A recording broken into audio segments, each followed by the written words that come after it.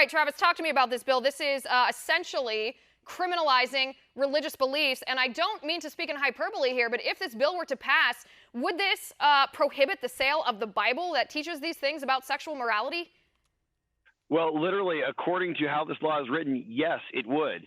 This is, PC culture, politically correct culture, gone horribly awry. This is really directly hitting at our First Amendment rights as American citizens.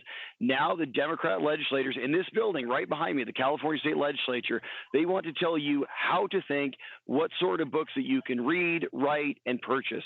It is completely wrong. It is absolutely against our First Amendment rights.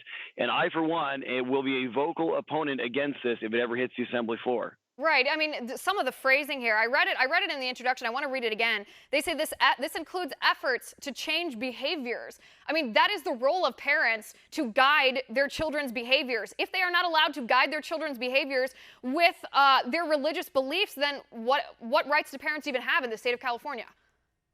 Which is exactly right. I mean, this is what the Democrats are trying to do in California. This is how bad it's gotten, how far away the California Democrat Party's actually gotten away from even just normal Democrats here in the state of California. They want to tell people how to think, what sort of books they can read, what books they can't read. Remember, this country is founded upon the freedom of expression.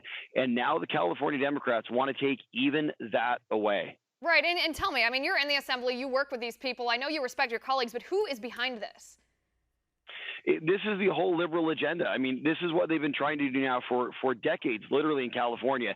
It's just gotten so bad because no one's been able to stop the Democrats in California that now their true designs are really starting to show themselves. This is all of the Bay Area liberal elite groupthink that we're now seeing in the chamber behind me. Remember, the California legislature has been run for 39 of the last 40 years by the Democrats in California. They have supermajorities in both the Senate and the Assembly that was only broken recently by their own expulsions over sexual harassment allegations. So, I mean, look, it's not as if these guys are a clean house. These guys have been trying to do this for a long, long time. It started out with, this whole concept of politically correct speech, which, thank God, has been blown out of the water by our president, Donald J. Trump.